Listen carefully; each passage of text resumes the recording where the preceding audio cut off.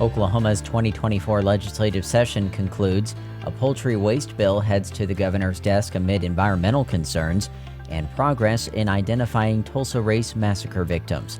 We'll have details on the KGOU AM News Brief for Friday, May 31st.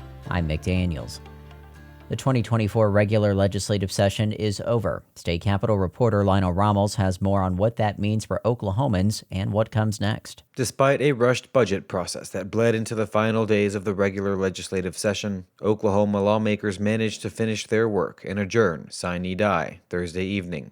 Sine die translates to without day in Latin. In legalese, it means indefinitely. House Speaker Charles McCall says he would have liked to have seen an income tax cut pass into law this year, but acknowledged some highlights for the House. A lot of things have been accomplished this session. Law enforcement pay raises, glad that those got across. Yesterday you saw the Women's Bill of Rights legislation that completed its journey and is on the governor's desk. Grocery tax was the largest accomplishment of this session from a tax standpoint. Now, some lawmakers are shifting focus from legislating to running for re-election.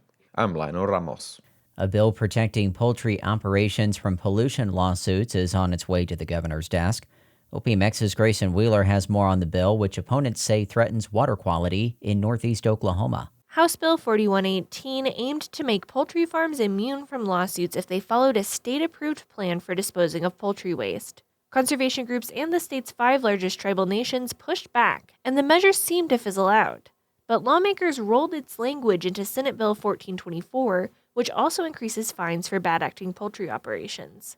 Representative Melody Blancett, a Tulsa Democrat, says the bill will mostly help large corporations like Tyson. What this does is it allows these poultry integrators that are not based in Oklahoma, by the way, to use our state as a disposal site for their poop. Its fate now rests with Stitt after passing both chambers. In Oklahoma City, I'm Grayson Wheeler. Forensic scientists are making progress in identifying the remains of unknown people who possibly died in the 1921 Tulsa Race Massacre. Experts at Intermountain Forensics updated the media on the latest from their investigation.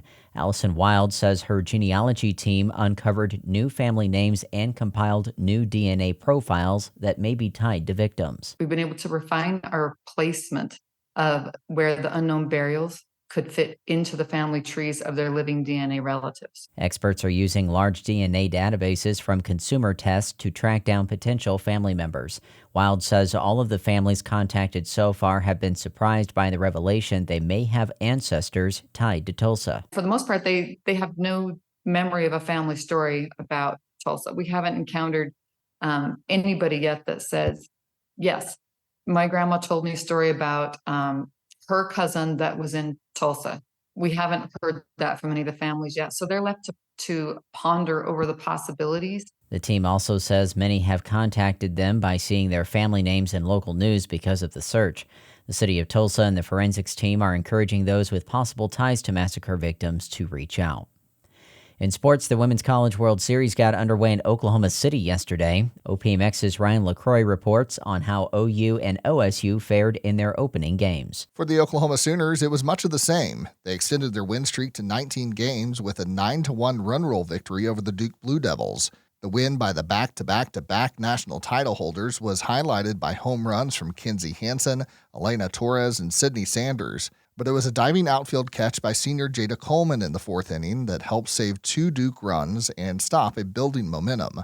OU now moves on in the winners bracket, where they'll face the UCLA Bruins on Saturday afternoon. In the late game yesterday, Katie Kistler hit a solo shot to break up Lexi Kilfoyle's no-hitter in the 5th inning, as Florida defeated the Oklahoma State Cowgirls by a score of 1-0. OSU now faces an elimination game against the Stanford Cardinal tonight at 8:30.